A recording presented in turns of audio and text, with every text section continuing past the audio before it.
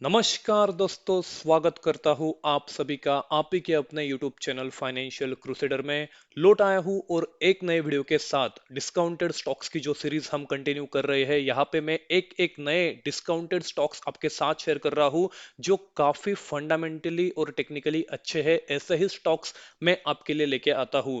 तो अगर आप चैनल पे नए हैं तो चैनल के साथ जुड़ने के लिए चैनल को सब्सक्राइब करिए और हमारे साथ जुड़िए ताकि अच्छी एनालिसिस ऐसी आप तक पहुंच सके। हम एक अच्छी जेन्युइन एनालिसिस आपके साथ शेयर करते हैं और एक अच्छा ओपिनियन देते हैं ताकि आपकी जो इन्वेस्टिंग जर्नी है वो इजी हो जाए। तो बढ़ते हैं दोस्तों आज के वीडियो की ओर और देखते हैं सीडीएसएल के बारे में। तो देखिए, जैसे कि आप देख रहे हैं, अगर इस स्टॉक के प्राइस की बात करूं तो इस स्टॉक का प्राइस है 1266। जी हाँ दोस्तों, 1266 का प्राइस अभी करंट प्राइस हमें दिखाई दे रहा है जो काफी ज्यादा यहां पर गिर चुका है। लगभग लगभग 2000 के ऊपर ये स्टॉक यहां पर निकल गया था और अभी अच्छा खासा फॉल यहां पर हमें दिखने को मिला है उसके हाई से, और 37.3% का डाउन फ्रॉम 52 वीक हाई ये स्टॉक हमें दिखाई दे रहा है। देखिए दोस्तों, काफी बड़ा फॉल है, अच्छा खासा करेक्शन इस स्टॉक में हो चुका है। और इस स्टॉक का जो बिजनेस है दोस्तों काफी शानदार है। ऐसे स्टॉक्स, ऐसी कंपनीज मुझे काफी पसंद है जो फ्यूचर पोटेंशियल काफी अच्छा रखते हैं ग्रो होने का। और अगर ऐसे स्टॉक्स में करेक्शन आता है तो ये एक आपको अपॉर्चुनिटीज मिलती है, बाय ऑन डिप की अपॉर्चुनिटी आपको मिलती है। करना क्या है ये वीडियो के साथ साथ मैं आपको बता ही दूंगा। बात करते हैं दोस्तों कंपनी की। देखिए, कंपनी का मार्केट कैप मात्र 26,000 करोड़ का है। काफी कम है दोस्तों। मार्केट का ग्रोथ पोटेंशियल काफी ज्यादा है इस स्टॉक का। 811 का लो था दोस्तों 1990, लगभग लगभग 2000 का 52 वीक हाई स्टॉक ने बना है। 47 का पी हमें दिखाई देता है। बुक वैल्यू 73 के करीब है।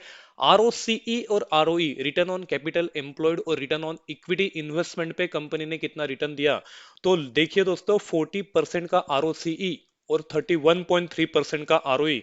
काफी शानदार फैक्टर हो जाते हैं दोस्तों, क्योंकि अगर ये फैक्टर 20% से 15% से अच्छे होते हैं तो एक आइडियल केस में स्टॉक अच्छा माना जाता है। पर इसके अगर देखते हैं आप तो काफी शानदार यहाँ पर रिटर्न स्टॉक ने बना के दिए हैं। फेस वैल्यू की बात करूं तो 10 की हमें दिखाई देती है। कोई तरह का डेट इस कंपनी पे नहीं है। एसेट 2000 करोड़ के करीब हमें दिखाई देते हैं। बात करते हैं कंपनी की, तो कंपनी का बिजनेस क्या है? सीडीएसएल एक डिपॉजिटरी है दोस्तों। अगर मैं इस कंपनी की बात करूं तो ये फैसिलिटेट करती है जो भी होल्डिंग्स होती है, ट्रांजैक्टिंग सिक्योरिटीज होती है इलेक्ट्रॉनिक फॉर्म में, वो फैसिलिटेट करने का काम ये कंपनी करती है। ट्रेड एग्जीक्यूटिव जो भी होते हैं स्टॉक एक्सचेंज में, उसमें यही काम करती है इस कंपनी।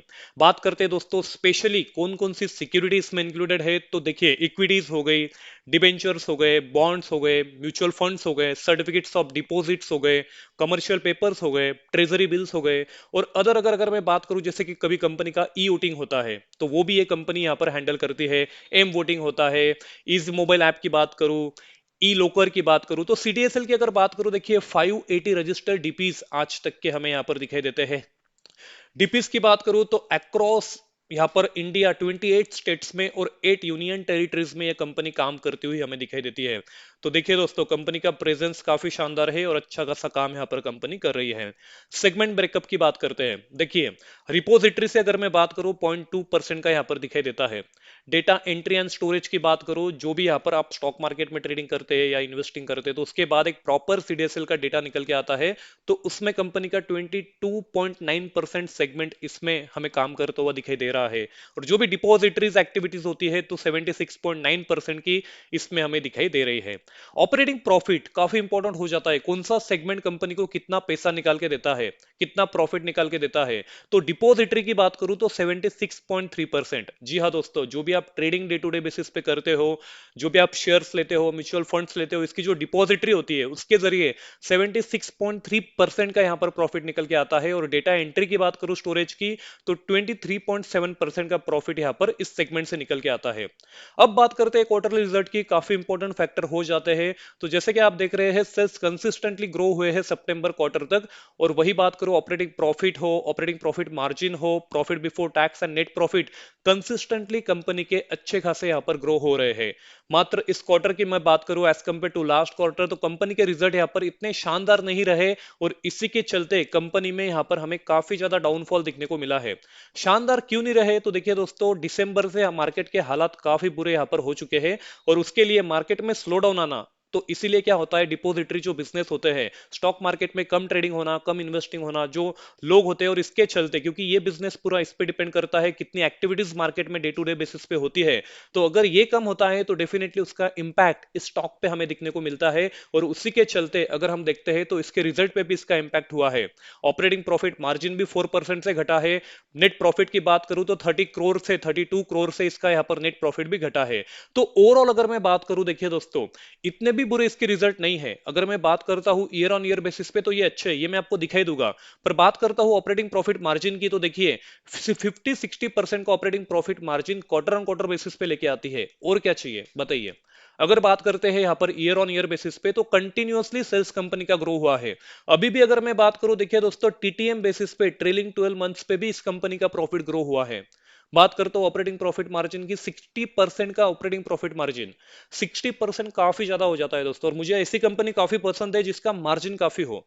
अगर मार्जिन अच्छा है तो मुनाफा ज्यादा होगा, और मुनाफा अच्छा है तो स्टॉक का जो ग्रोथ पोटेंशियल है ये अच्छा रहेगा। तो ऐसी कंपनीज में आप यहाँ पर इंफॉर्मेशन मैं यहाँ पर आपको शेयर कर रहा हूं, और यहाँ पे आप अपना एनालिसिस कर सकते हैं। बात करते हैं नेट प्रॉफिट की, तो देखिए काफी शानदार नेट प्रॉफिट भी इस कंपनी का ग्रो हुआ है। जब एक टाइम था 2013 में 51 करोड़ का इस कंपनी का नेट प्रॉफिट था, आज बात करूं तो 10x यहाँ पर हो चुका है मात्र 10-12 सालों में। तो वही बताना चाहता हूं, आने वाले 10 सालों में और कंपनी 10x होने का यहाँ पर पोटेंशियल रखती है, क्योंकि बिजनेस काफी शानदार है।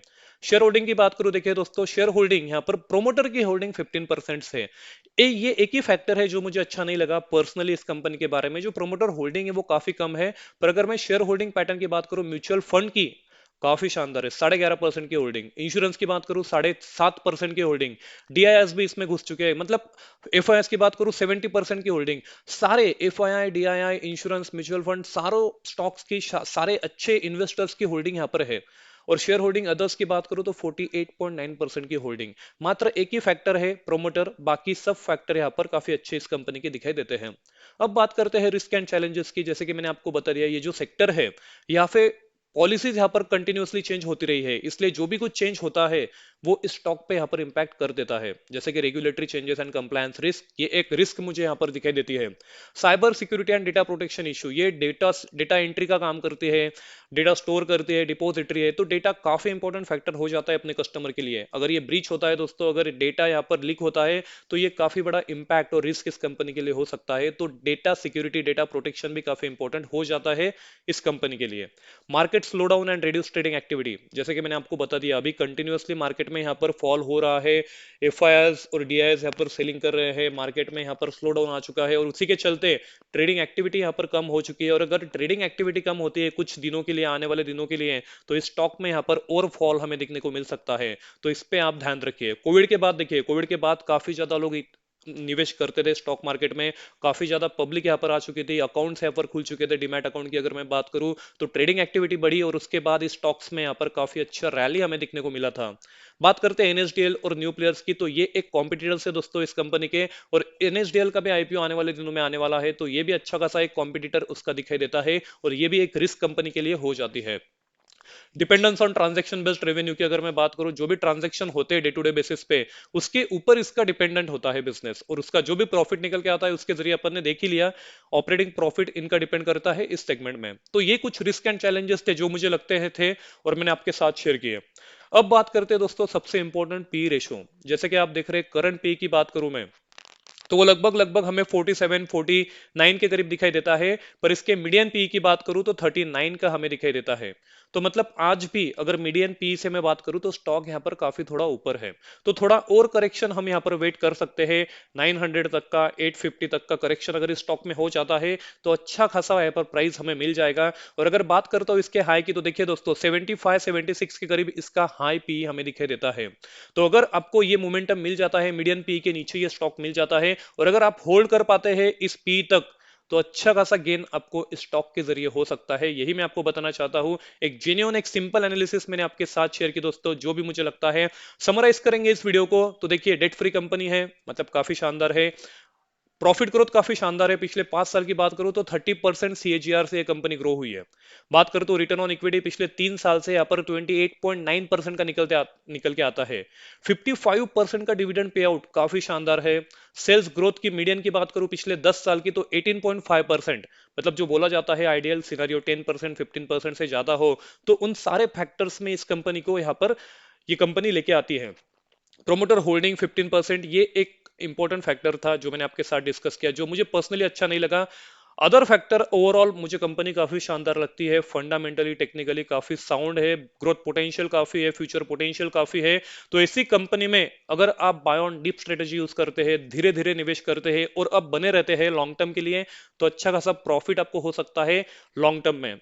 तो अगर आपको ऐसी एनालिसिस और वीडियोस अच्छे लगते हैं तो चैनल को सब्सक्राइब करिए आज ही और हमारे साथ जुड़े रहिए, ताकि ऐसी अच्छी इंफॉर्मेटिव वीडियो आपके साथ में पहुंचा सकता हूं। और मैं भी अगर वीडियो बनाता हूं तो आपका भी लाइक करना, शेयर करना, सब्सक्राइब करना काम बन जाता है, क्योंकि वो मुझे मोटिवेट करता है।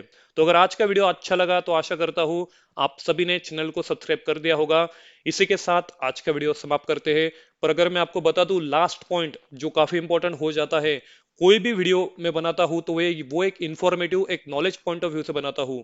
किसी स्टॉक में आपको निवेश करना है तो आपकी खुद की एनालिसिस करिए, खुद का रिस्क पोटेंशियल देखिए, एडवाइजर की सलाह लीजिए, जो भी मार्केट फाइनेंशियल एडवाइजर होते हैं उनकी सलाह लीजिए कि क्या करना चाहिए।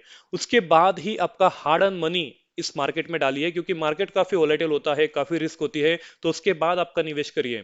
तो अगर ये वीडियो इंफॉर्मेटिव आपको अच्छा लगा तो इसके साथ हम आज का वीडियो समाप्त करते हैं। धन्यवाद।